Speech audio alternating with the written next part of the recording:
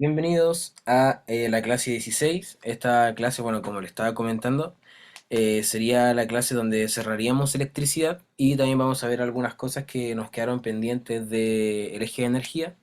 Entonces, con esta clase ya terminaríamos el eje por completo de electricidad y energía. Y solamente nos quedaría una más en donde veríamos eh, ondas sísmicas, ¿ya? Para cerrar también el eje de ondas. Entonces, vamos a ver un poco esta clase, no es tan larga, es cortita, y al final vamos a tener unos ejercicios también. Ya, entonces, primero que todo, esto que nos quedó pendiente de electricidad, instrumentos eléctricos de medición, ¿ya? Instrumentos eléctricos de medición. Vamos a ver dos instrumentos, ¿ya? Que vamos a ocupar para medición, ¿ya? Que al trabajar con circuitos eléctricos en el laboratorio suele ser necesario conocer los valores de dos cantidades importantes de un circuito eléctrico cualquiera, ya que es la intensidad de corriente y tensión o diferencia potencial o voltaje, ya, o FEM también. Tiene muchos nombres, ya. Este es el que yo les dije que tenía muchos nombres, ya. Entonces, siempre para cada circuito eléctrico, nosotros tenemos que conocer la intensidad de corriente y el voltaje. ¿Ya? ¿Por qué? Porque a este circuito eléctrico, que tiene su propio voltaje y su propia intensidad de corriente, nosotros le vamos a incorporar diferentes resistencias, como por ejemplo cuando lo hacemos en el hogar, ya sea conectar un cargador, ya sea conectar una lámpara, una tele, cualquier cosa. ¿Ya? Esas cosas que nosotros vamos a conectar a este circuito eléctrico son resistencias, ¿ya? Pero la resistencia ya depende del aparato en sí, ¿ya? Pero para conocer el circuito eléctrico y cómo este funciona, necesitamos saber su intensidad de corriente y tensión, o también llamado diferencia potencial, o también llamado voltaje, ¿ya? Entonces, una de estos instrumentos para medir estas dos cosas es el llamado amperímetro, ¿ya? ¿Y qué es lo que va a medir el amperímetro? Va a medir la corriente. Y nosotros los vamos a ver como un circulito y con una A, ¿ya? De amperímetro, ¿ya? Entonces, así muy básicamente, el amperímetro es un instrumento en el cual en su interior existen elementos conductores que presentan cierta resistencia eléctrica, pero esta debe ser muy pequeña para que afecte lo menos posible la corriente del circuito a medir, ¿ya? Porque si yo estoy o quiero medir la intensidad de corriente de un circuito en el cual yo no sé esa intensidad de corriente, pero está funcionando, entonces yo no quiero, por así decirlo, echar a perder ese circuito, ¿ya? Eh, o sacarle mucha corriente para que las otras cosas que vaya a conectar, cargador de celular, lámparas, teles, no tengan corriente, ¿ya? Entonces, para no sacarle toda esa corriente a los demás resistencias o los demás artefactos, entonces este amperímetro tiene que ser una resistencia muy pequeña, para que no afecte en sí el circuito, pero sí podamos ver la intensidad de corriente, ¿ya? La corriente en el circuito eléctrico. ¿Ya? Entonces, eso es lo importante, ¿ya? Para subrayar, que el amperímetro tiene que ser o tiene que presentar una resistencia eléctrica muy pequeña, ¿ya? Una resistencia muy pequeña y se simboliza con este circulito y el A, ¿ya? Y además, cuando deseamos medir la corriente que pasa en un circuito eléctrico, ¿ya? O por una resistencia determinada, tenemos que conectar este amperímetro, que es una resistencia, pero una resistencia muy pequeña. Recuerden eso, una resistencia muy pequeña. Tenemos que conectarlo al circuito de una manera que sea en serie con la resistencia que haya, ya sea como les he dicho, ya sea un cargador de celular, una lámpara, una tele, ya. Esto tiene que ser conectado en serie, ya. ¿Por qué en serie? Porque recuerden que en serie, ¿qué magnitud es constante en un circuito en serie?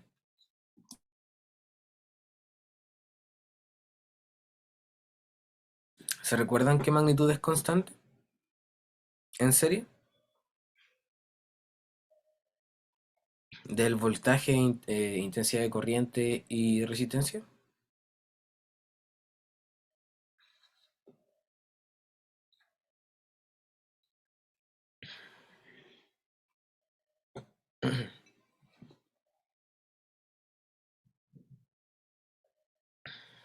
¿No? Bueno, en un circuito en serie, ¿ya? Lo que es constante sería la intensidad de corriente. Recuerden que para cada resistencia va a tener la misma intensidad de corriente y va a producir voltajes diferentes, ¿ya? Y recuerden que en un circuito en paralelo, ya como lo dijo Tadita, lo que va a ser constante es el voltaje, que va a generar distintas intensidades de corrientes, ¿ya? Entonces, en serie, intensidad de corriente constante, y en paralelo entonces, ¿qué es lo constante? En paralelo, constante, voltaje, ¿ya? Voltaje constante.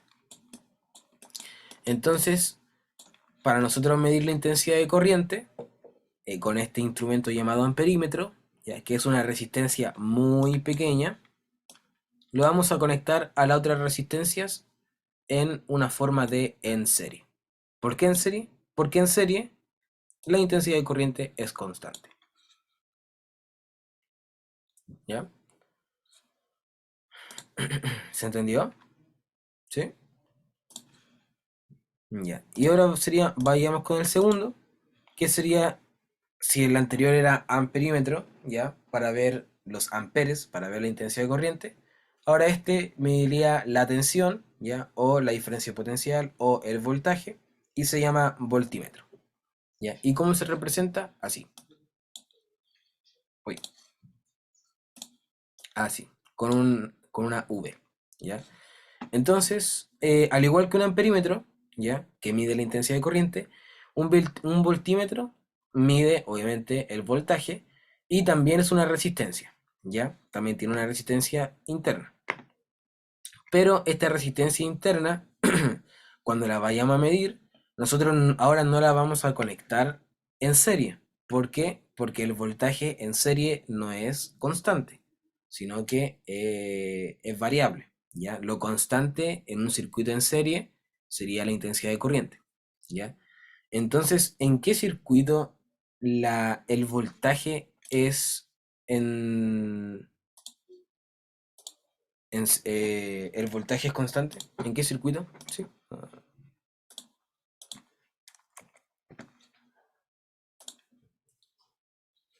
Paralelo.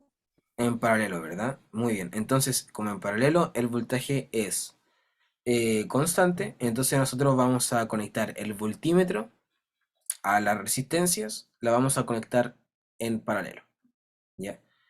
A diferencia de lo anterior, que como lo habíamos visto, del amperímetro lo conectábamos en serie, ¿ya? En serie porque la intensidad de corriente es constante en serie.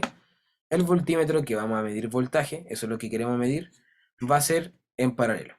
¿Ya? ¿Por qué? Porque el voltaje en paralelo es constante. ¿Ya?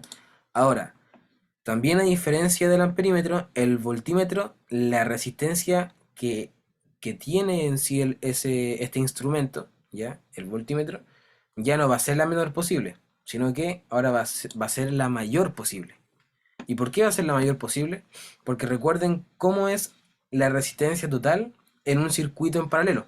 Recuerden que un circuito en paralelo la resistencia total es el inverso. ¿Se recuerdan? Uno partido en la resistencia total es igual a el inverso de las otras resistencias. Entonces es al inverso. ¿Ya? En cambio en la de serie, solamente yo resistencia total es igual y empiezo a sumar. Empiezo a sumar las resistencias. En cambio, en paralelo es uno dividido en la resistencia total. Es el inverso. Por lo tanto, si yo aumento la resistencia total, por ejemplo, si yo tengo, comparemos dos resistencias. Si yo tengo una resistencia 1, ya 1, entonces cuando vayamos a sacar la resistencia total, sería 1 dividido en 1, y eso me daría 1, ¿ya? Pero si yo tuviese una resistencia de 10, por ejemplo, ¿ya? Resistencia de 10, uno diría, ah, es más resistencia, entonces voy a tener una resistencia total mucho mayor. Pero no es así, porque la resistencia total está al inverso. Por lo tanto, en vez de ser 10 inmediatamente, debería ser 1 dividido en 10. Y 1 dividido en 10 es 0,1. Entonces se dan cuenta que entre mayor sea la resistencia, en este caso del voltímetro, entre mayor sea esa resistencia, menos va a afectar, menos va a afectar al circuito. Porque cuando lo pasemos al inverso, va a ser un número cada vez más inferior. Entonces, por eso es que este voltímetro tiene que tener una resistencia muy, muy grande, muy alta, para que cuando lo invertamos, ¿ya? Cuando saquemos el inverso, sea muy, muy chica, ¿ya? ¿Se entendió, cierto? Súper. ¿Alguna pregunta sobre esto? ¿No? Bueno, y eso es toda la Eh, clase de hoy. profe, profe, Sí, antes no entendí muy bien por qué la resistencia interna tiene que ser mayor. tiene que ser muy grande porque, ¿te acuerdas cómo nosotros sacamos la resistencia total en un circuito en paralelo? Ah, un poquito. ¿Te acuerdas cómo es la fórmula? No. ¿No? La clase pasada lo notamos. ¿Tiene las fórmulas de la clase pasada?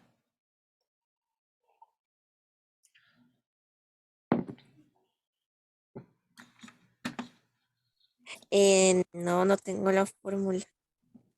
Ah, bueno. Mira, en serie tenemos dos tipos de circuitos, en serie y en paralelo. Entonces te voy a hacer el resumen aquí muy, muy rápido, ¿ya? En serie y en paralelo, ¿ya? Por excelencia tenemos esta fórmula que es la ley de Ohm. Ley de Ohm dice que el voltaje es igual a la intensidad de corriente por la resistencia, ¿ya? Pero en un circuito eléctrico podemos tener mucha resistencia, ¿cierto? Por ejemplo, en una casa tú no solamente conectas una cosa al enchufe y después la desconectas para conectar otra, sino que hay muchos enchufes, entonces podemos conectar muchas cosas al mismo tiempo. Entonces hay muchas resistencias, ¿ya? Por lo tanto, ok, por lo tanto, esta resistencia, ¿ya? Tiene que, por ejemplo, cuando nosotros queramos sacar la resistencia total, o sea, la suma de todas las resistencias, o sea, cuánto suman cada uno de los artefactos que nosotros vamos a conectar en la casa, por ejemplo, pueden ser, no sé, la tele, dos teles, tres teles, para sacar cuánto ocupa todo el total de teles, ¿ya? Eso vamos a sacarlo gracias a la resistencia total, ¿ya? Y la resistencia total en los circuitos en serie, solamente la fórmula es resistencia total es igual y la suma de cada resistencia. Por ejemplo, si tenemos 5 resistencias, sería resistencia uno más resistencia 2 más resistencia 3 más resistencia 4 más resistencia 5, ¿ya? Entonces sería la suma de cada resistencia, ¿ya? Así hasta el número de resistencia que tengamos. Pero en paralelo, como en este caso, en circuito en paralelo, la suma de la resistencia total, ¿ya? La suma de todas las resistencias va a ser al inverso, o sea, va a ser uno dividido en resistencia total, ¿ya? Entonces, y aquí empezamos a sumar al inverso. Uno dividido en resistencia uno. Por ejemplo, si tenemos tres resistencias puestas en paralelo, sería uno dividido en la resistencia uno más uno dividido en la resistencia 2 más uno dividido en la resistencia 3. ¿Ves? Y todo esto me da la resistencia total. Y después yo tengo que invertirlo y ahí recién tengo la resistencia total. ¿Ya? Entonces, comparamos aquí dos valores. Por ejemplo, si yo tengo una resistencia de uno, ¿ya? Como recuerda que tenemos uno dividido en la resistencia total, ¿cierto? Entonces, si yo tengo una resistencia total de uno, imagínate, me quedaría así. Mira, uno dividido en uno. ¿Cuánto es uno dividido en uno? Uno, ¿cierto? Entonces me quedaría una resistencia total. Después cuando lo dé vuelta sería uno, ¿cierto? Porque uno, el inverso es uno, todo uno. ¿Ya? Pero si yo tengo otra resistencia que sea 10, entonces vamos a ponerlo en esta fórmula, en el cual sería el inverso de la resistencia total, o sea, el inverso de 10, ¿ya? Uno dividido en 10, ¿ya? Que uno pensaría, pero 10 es mayor que uno, entonces tiene mucha más resistencia el 10 que el uno.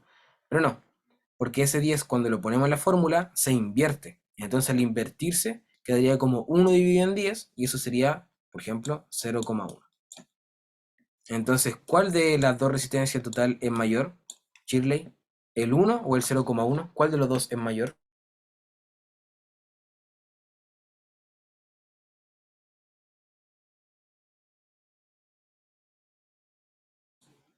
Shirley, ¿estás ahí?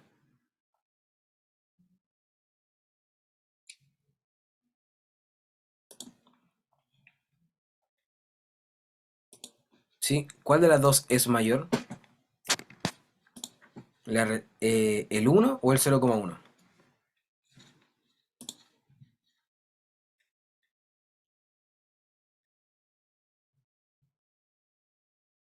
¿Cuál es mayor? ¿1 o 0,1?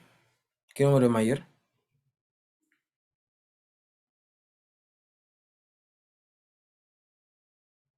¿Shirley? Eh, 1, porque 1, es un ¿cierto? número cero natural. 1, ¿cierto? Sí. 1 es mayor que 0,1. Pero mira cómo es la resistencia. Aquí la resistencia que pusimos es 1 y la resistencia de acá es 10. Y 10 es mayor que 1. Pero cuando los invertimos, queda mayor el que era menor y el que era mayor queda como menor. Entonces, por eso el voltímetro tiene que ser lo más grande posible. Porque entre más grande sea este número, entre más grande sea este número, cuando nosotros lo invertimos, pasa a ser el más chico. ¿Ahora sí? ¿Se entiende? Sí, profe. Y perdón por no responder, pero se me bugueó el teléfono. Ah, ya, no te preocupes. Ya, entonces eso con el amperímetro y voltímetro. Ya, una ve la tensión o voltaje, el otro ve intensidad de corriente. Ya, el voltímetro se pone al circuito en paralelo y el amperímetro se pone al circuito en serie. ¿Ya? El voltímetro tiene que ser una resistencia lo mayor posible y el amperímetro tiene que ser una resistencia lo menor posible. ¿Ya? Eso en resumen. ¿Ya? Ahora nosotros vamos a ver algunos efectos de la corriente eléctrica. ¿Ya? Aquí mucho texto, pero yo se los voy a simplificar con imágenes. ¿Ya? Esto se los voy a dejar igual en el PowerPoint para que ustedes lo vean.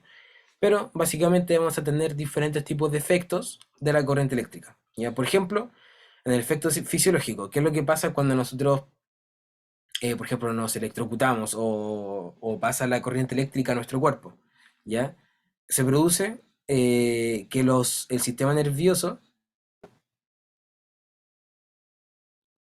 ya, ahora sí, se me había caído, ¿cierto? Ya, no se preocupen. Ya, ahí ven, ¿cierto? Sí, ya, entonces otra vez, efecto fisiológico.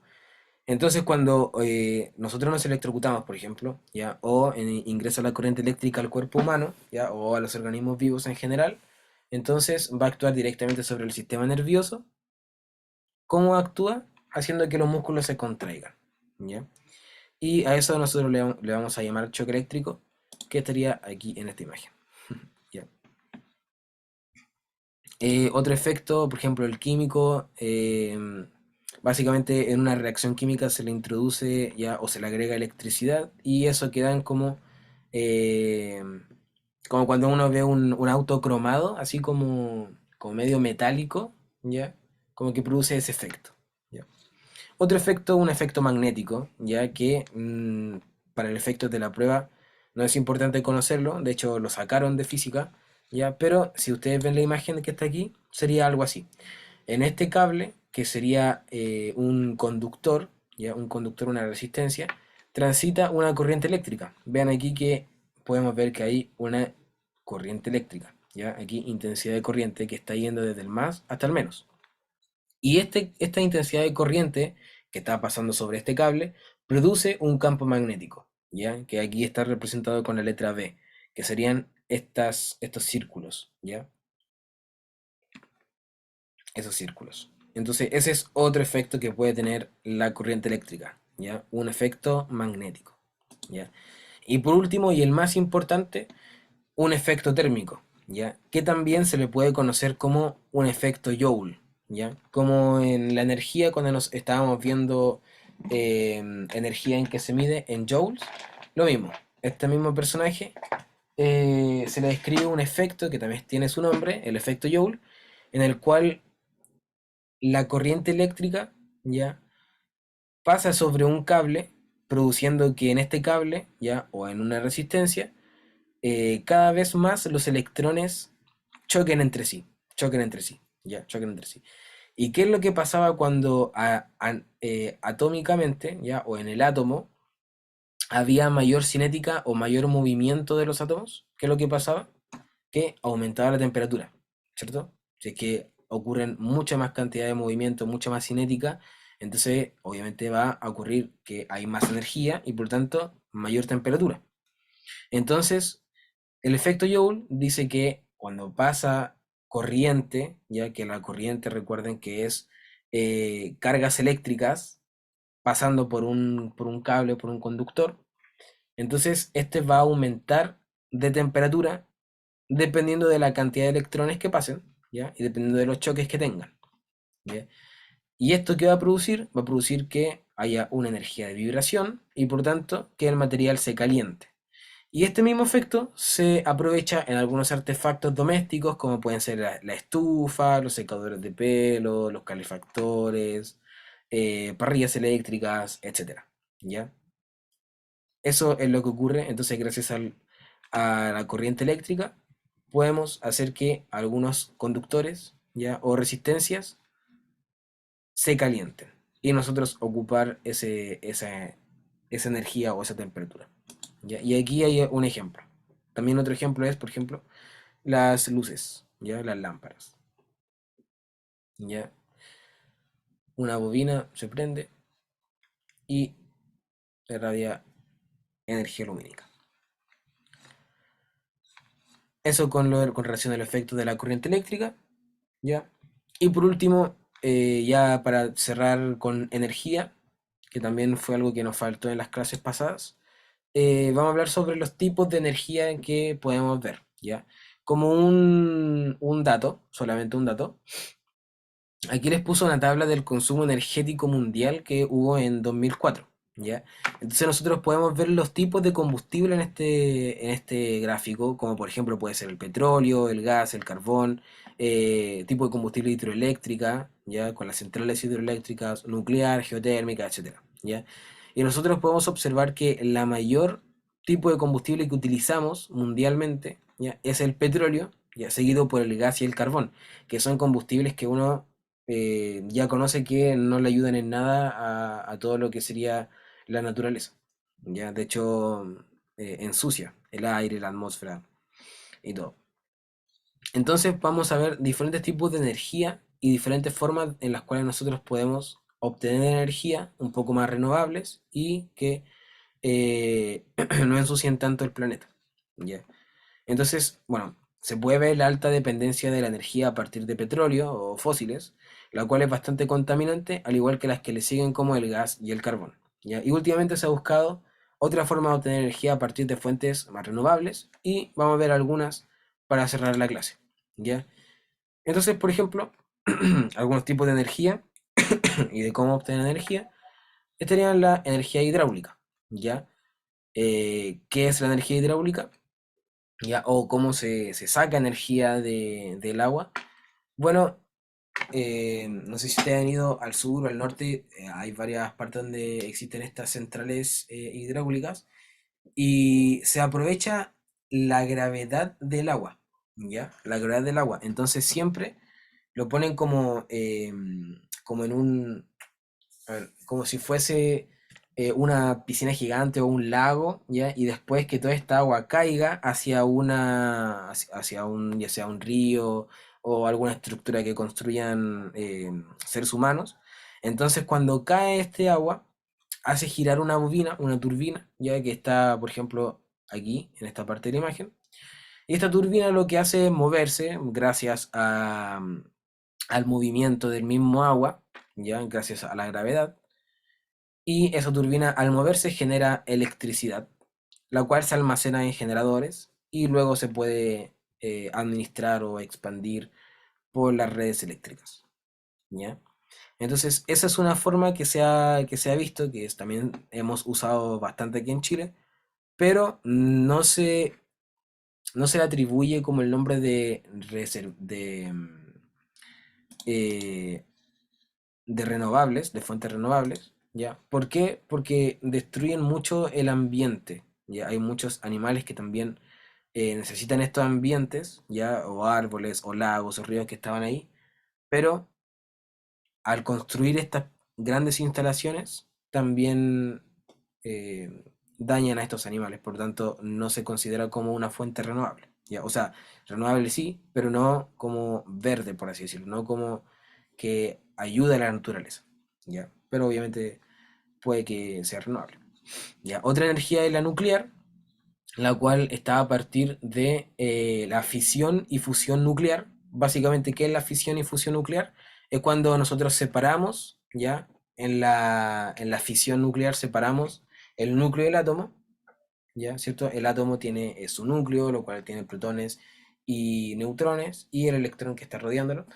Entonces, la fisión nuclear separa, ¿ya? O rompe, por así decirlo en palabras simples, el núcleo del átomo, y al romperlo, o al separarlo, o al dividirlo en dos átomos, se emana energía. Entonces uno toma esa energía y la puede transformar en electricidad, ¿ya? Con otras, con todo un sistema muy complejo, ¿ya? Pero es a partir de estas dos reacciones, la fisión nuclear, que es el rompimiento del núcleo de un átomo, o de la fusión nuclear, que es todo lo contrario, la unión de dos átomos en su núcleo, ¿ya? O sea, la unión de dos núcleos de átomos, ¿ya? Algo malo de este tipo de energía es que también contamina mucho, ¿ya? Y estos gases se tienen que almacenar durante mucho tiempo antes de ser como suministrado a la atmósfera porque son altamente contaminantes. Y otra cosa es que también son peligrosos porque pueden, si es que en algún momento se vaya a emanar todos estos gases al ambiente, pueden quedar estos ambientes como con cosas medias raras y después mutar, como lo que pasó en Chernóbil, básicamente. ¿Ya? Entonces, por eso no se usa mucho. Y otra cosa también, otro dato, es que esto es demasiado poderoso, por así decirlo, ¿ya? Emana mucha energía romper el átomo o unir un átomo, emana muchísima energía, pero la mayoría de toda esta energía que sale a partir de la fisión y fusión nuclear no se aprovecha. De hecho, han habido experimentos en los cuales se ven que básicamente el 87 y 92% de toda la energía que sale de este átomo al romperse o al unirse no se aprovecha. 87 a 92%. O sea, solamente ocupamos el 10% de la energía que sale a partir de eso. ¿Ya? O sea que podríamos ocupar mucho más, pero no se puede. ¿Ya? Ahí ya habría que ir un poco más allá. Pero ahí se los dejo como dato. ¿Ya? Otra energía, y también es la geotérmica, bueno, juega con el vapor y con la temperatura de las capas internas de la Tierra y también hace girar una turbina y es un poco también muy parecido a lo que es el agua, pero con la temperatura. ¿Ya? También otro es la energía solar, la cual le llega a un panel solar que pueden tener como dos tipos de uso, un uso más calorífico, o sea, aumentar el calor o almacenar calor, y otro uso eléctrico, almacenar electricidad. ¿Ya? Se considera algo perdón, se considera una fuente de energía renovable y por lo tanto muy buena. Y los países que más ocupan este tipo de fuente de energía es China y Estados Unidos. ¿Ya? Y por último, la energía eólica también, bueno, lo mismo. ¿Cómo se obtiene energía a partir de esto? Se construyen estos como especies de, no son ventiladores ya, pero como molinos, ya turbina, también especie de turbina que se mueven a partir de los vientos que hacen. Por eso es que se construyen también en espacios en los cuales no hayan como construcciones altas, sino que haya un gran flujo de viento. Y eso también activa muy parecido a lo que es el hidráulico, una turbina que produce también energía en un generador, lo cual se almacena como electricidad. ¿Ya? Es muy parecido a esto. Y también se considera una forma de energía renovable. ¿Ya?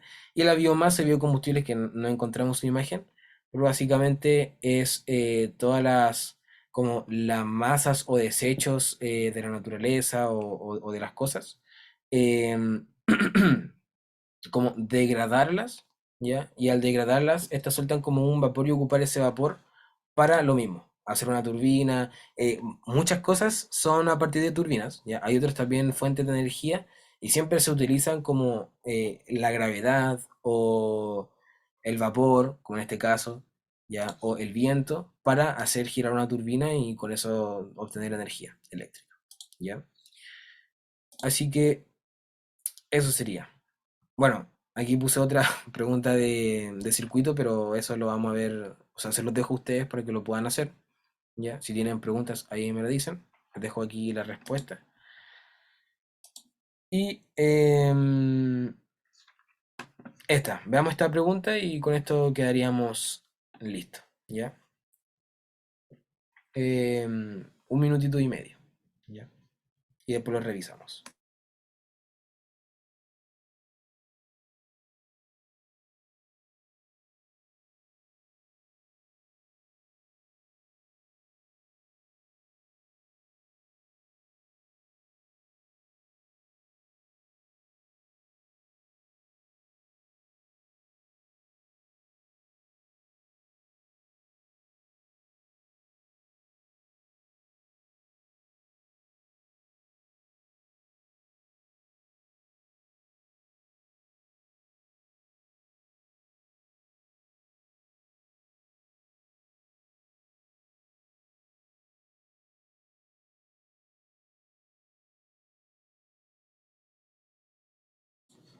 Ya, ¿pudieron hacerla?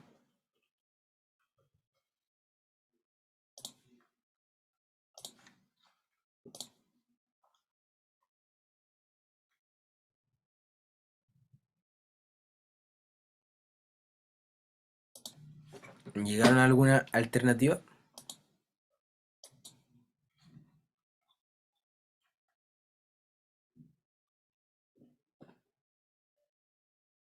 No, nadie. Ah, ya, ya, veámoslo. Ya. ¿Lo podría leer Shirley? La pregunta Sí, la pregunta. dice, con respecto a la energía nuclear, se puede afirmar correctamente que uno, se puede obtener por fisión o fusión nuclear. Dos, es muy eficiente ya que aprovecha un gran porcentaje de la energía liberada. Y tres, es altamente contaminante debido a los residuos radioactivos. Ya, súper. Bueno, primero que todo, la uno, como yo les había comentado, es verdadero, ¿ya? Porque aprovecha estos dos reacciones, ya la fisión y la fusión nuclear. Básicamente la fisión es el rompimiento del núcleo y la fusión, bueno, con la misma palabra lo dice, la fusión o unión de un núcleo de un átomo, ¿ya? Así como dato, estos átomos que se ocupan para la fisión o fusión nuclear en la energía nuclear son átomos que son muy pesados. ¿Ya? Y en la tabla periódica casi siempre están abajo y a la derecha. Ya esos son los más pesados. Y esos son como los que se ocupan aquí en la fisión y fusión nuclear. ¿Ya? Entonces sí, la primera, verdadera. ¿Ya? Segunda, es muy eficiente ya que aprovecha un gran porcentaje de la energía liberada. Esto no es así. Ya como les comentaba, cerca del 10% solamente de la energía liberada se puede utilizar para almacenar como energía y transformarla a electricidad. Entonces no es tan eficiente. ¿Ya? Si pudiese inventarse ya o investigarse una forma de ocupar toda la energía, sería incluso quizás la mejor. ¿Ya? Pero es tan poco lo que podemos sacar de esto o es tan poco eficiente en comparación a la contaminación que hace que no sale tan rentable. ¿Ya? Y tres, es altamente contaminante debido a los residuos radioactivos. Verdadero. ¿Ya? Y si no, pregunten a Chernóbil cómo quedó. ¿Ya? Muy, muy mutado, muy feito. ¿Ya? Es muy contaminante. ¿Ya? Así que sería uno y 3. ¿Ya? Ahí como dice la respuesta 1 y 3. ¿Ya? ¿Alguna pregunta? ¿O todo bien? ¿Todo bien? Bien, profe. Bien. Súper. Y esta por último también, 30 segunditos y terminamos.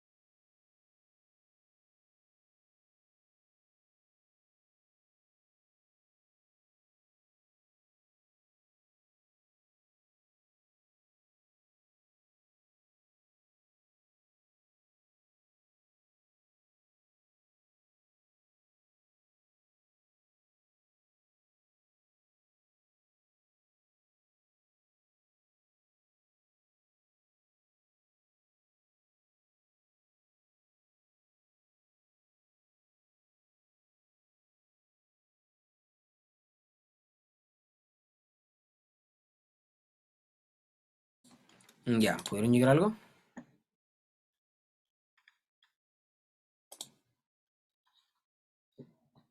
¿Alguna respuesta?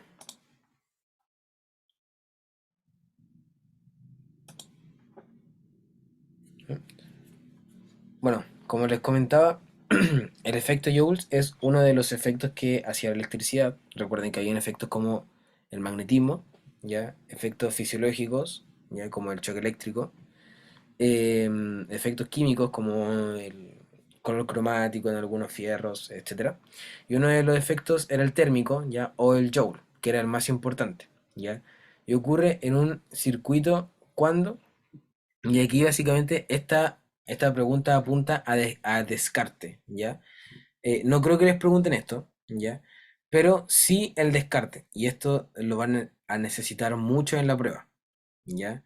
Porque van a haber respuestas que se van a parecer mucho, pero no, quizás no sean y no estén muy cerca de lo correcto, ¿ya? Entonces vamos a ver, el efecto Joule, ¿ya? Recuerden que es este efecto térmico, el cual cuando pasa la intensidad de corriente por el conducto, por el conductor, por el cable, este cable, ¿ya? O la resistencia se calienta al punto de producir calor, ¿ya? Y nosotros ocupamos ese calor, ya sea, por ejemplo, en una parrilla eléctrica, para cocinar, en una estufa eléctrica, etcétera, ¿ya? Para eso necesitamos que pase mucha intensidad de corriente, obviamente, intensidad de corriente, y que la resistencia también pueda como absorber mucha esa intensidad para generar mucho más calor, ¿ya? Entonces,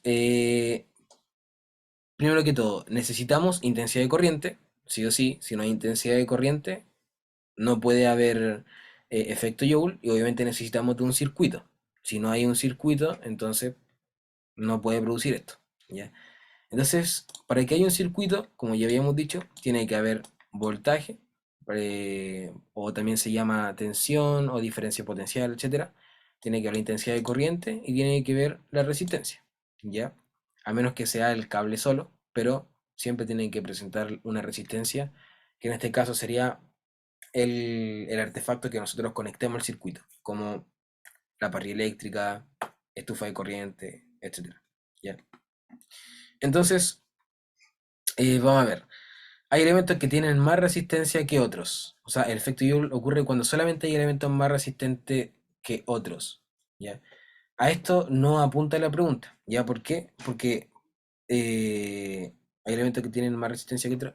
No necesariamente tiene que haber más de una resistencia, ¿ya? O porque puede haber solo una resistencia y igual va a ocurrir el efecto Joule. Imagínense si yo solo conecto una estufa, ¿ya? Y no conecto nada más en la casa, no porque haya solamente una resistencia, ¿ya? No ocurre efecto Joule, ¿ya? Entonces, por eso es que esta no me indica, no ocurre solo cuando hay elementos que tienen más resistencia que otros. Pueden tener todos la misma resistencia y ocurrir efecto Joule, ya pueden haber una solamente resistencia y ocurrir efecto Joule, entonces esta se descarta, ya solo descarta. Las fuentes de voltaje no son ideales. Hasta el momento hemos trabajado solo con fuentes de voltaje ideales, pero aunque sean ideales o no ideales, a eso tampoco apunta la pregunta, porque si hay fuentes de voltaje que no son ideales, pero no hay corriente, o sea, no hay un movimiento de cargas, entonces tampoco habría efecto Joule o efecto térmico. Se requiere de las tres, ya no solamente la fuente de voltaje, entonces tampoco. Vamos a ver la de, todas las resistencias son de igual valor. Esto también se puede descartar por lo mismo.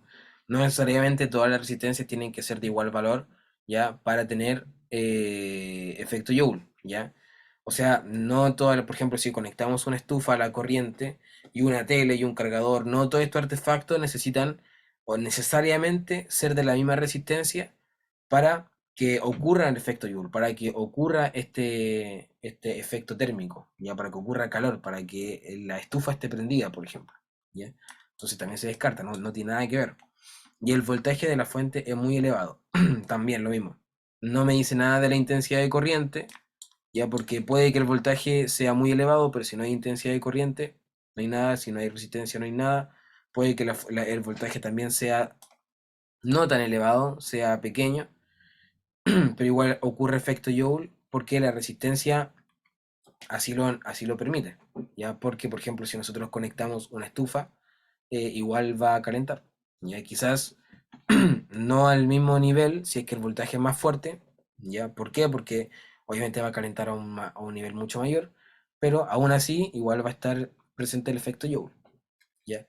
En cambio, la C tiene todo lo que necesitamos en un circuito, ¿ya?